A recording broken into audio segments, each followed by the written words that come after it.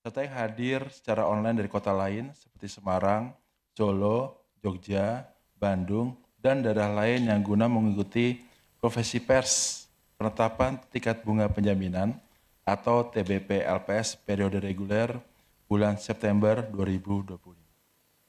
Hari ini Senin, tanggal 22 September 2025, LPS akan mengumumkan hasil penetapan tingkat bunga penjaminan periode reguler bulan September 2025 yang berlaku mulai 1 Oktober 2025 sampai 31 Januari 2026 sesuai dengan hasil keputusan Rapat Dewan Komisioner atau RDK LPS tanggal 22 September tahun 2020. Assalamualaikum warahmatullahi wabarakatuh. Salam sejahtera buat kita semua. Salam, Om Swastiastu, Namo Buddhaya, salam kebajikan.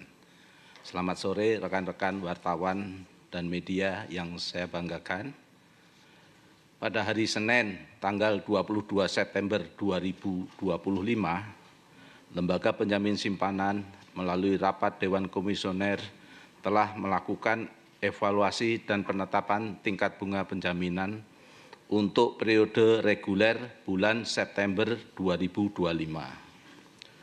Penetapan tingkat bunga penjaminan saat ini merupakan penetapan periode reguler ketiga di tahun 2025 setelah sebelumnya dilakukan pada periode bulan Januari dan periode bulan Mei.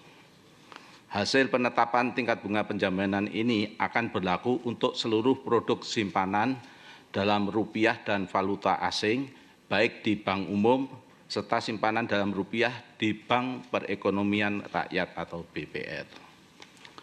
Hasil observasi dan evaluasi terhadap perkembangan kinerja ekonomi dan perbankan menunjukkan dinamika sebagai berikut.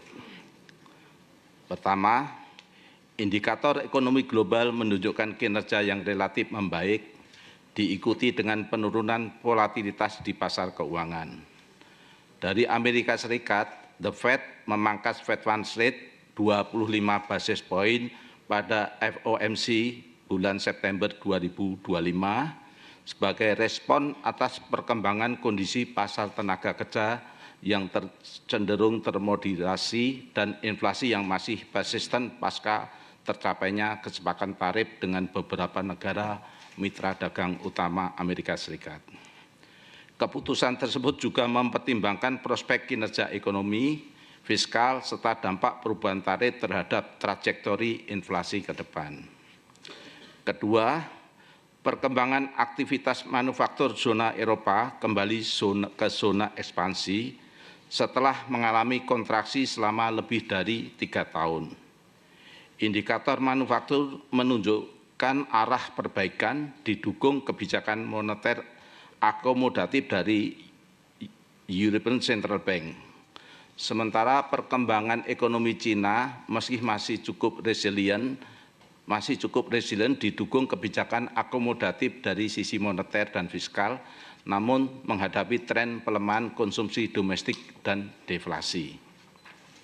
Ketiga, momentum pertumbuhan ekonomi domestik relatif terjaga, namun perlu diperkuat terutama dari sisi konsumsi dan produksi secara lebih berimbang.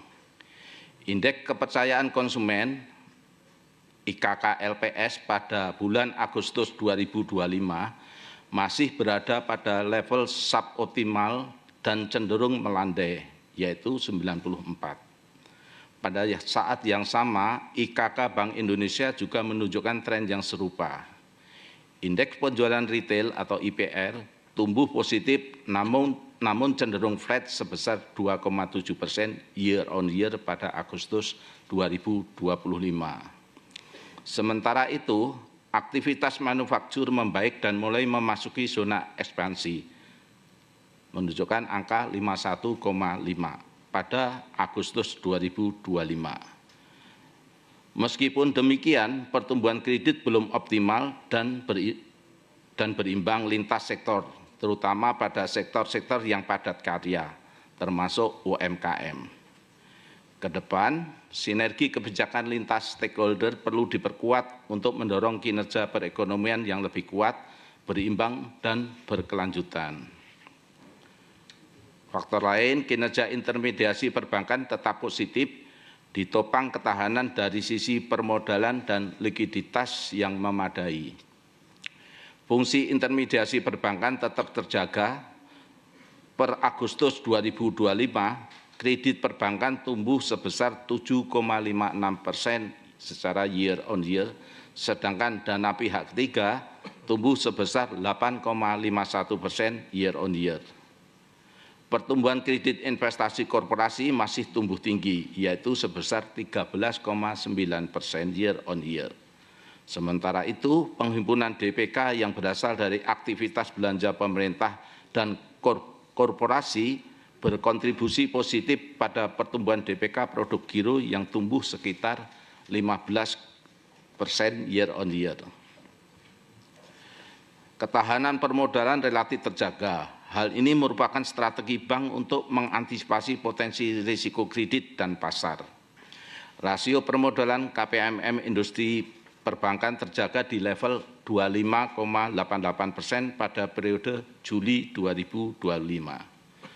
Sementara itu, kondisi likuiditas industri masih relatif memadai dan potensial membaik sejalan dengan akomodatif sisi moneter dan ekspansi belanja pemerintah. Per Agustus 2025, rasio AL per NCD berada di level 120,24%, di mana threshold-nya 50%. Dan rasio AL per DPK sebesar 27,25%, di mana threshold-nya 10%. Terjaganya tingkat permodalan dan likuiditas saat ini juga diikuti dengan aspek pengelolaan risiko kredit yang terjaga.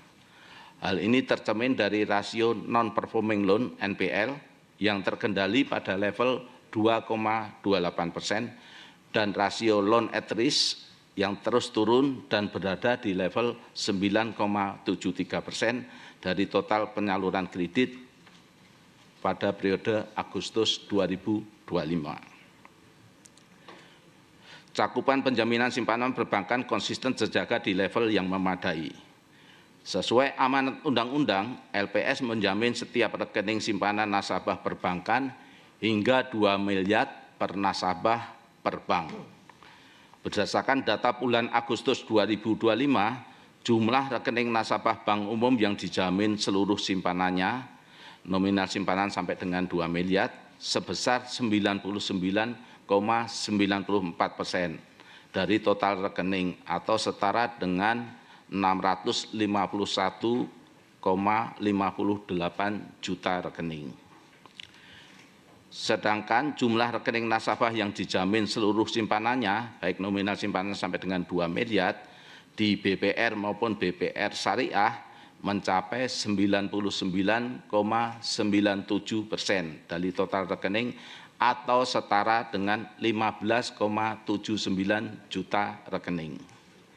Rekan-rekan wartawan dan media, pasca periode penetapan TBP reguler bulan Mei 2025 yang lalu dan non-reguler Agustus 2025, LPS secara berkala melakukan evaluasi terhadap pergerakan suku bunga simpanan perbankan.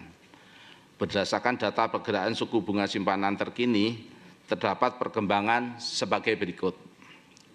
Suku bunga pasar simpanan rupiah konsisten melanjutkan penurunan. Pada periode observasi September 2025, suku bunga pasar rupiah tercatat turun 8 basis poin ke level 3,37% dibandingkan periode observasi Agustus 2025. Sehingga akumulasi penurunan sejak bulan Mei 2025 mencapai 19 basis poin. Ruang lanjutan penurunan suku bunga pasar cukup terbuka pasca pemangkasan BI rate serta adanya tambahan likuiditas dari sisi penempatan dan belanja fiskal.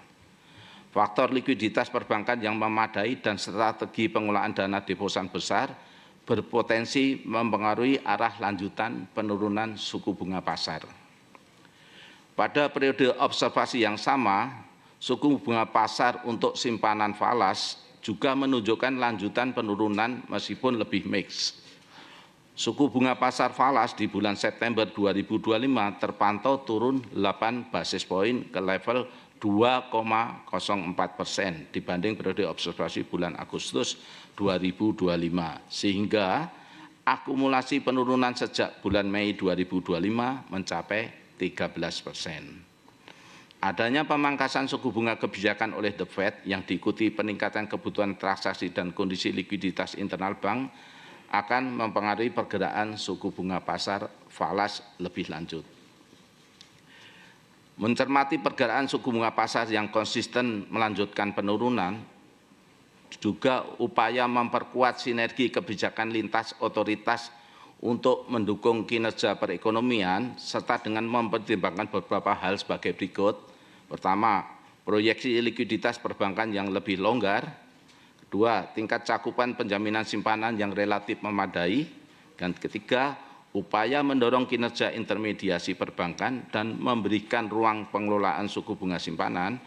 Maka, rapat Dewan Komisioner Lembaga Penjamin Simpanan menetapkan untuk menurunkan tingkat bunga penjaminan simpanan dalam rupiah di Bank Umum dan Bank Perekonomian Rakyat, serta tingkat bunga penjaminan simpanan dalam valuta asing di Bank Umum turun sebesar 25 basis poin menjadi masing-masing sebagai berikut.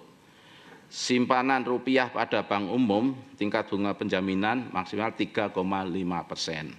Untuk simpanan falas di Bank Umum 2%. Kemudian untuk simpanan rupiah di Bank Perekonomian Rakyat 6%.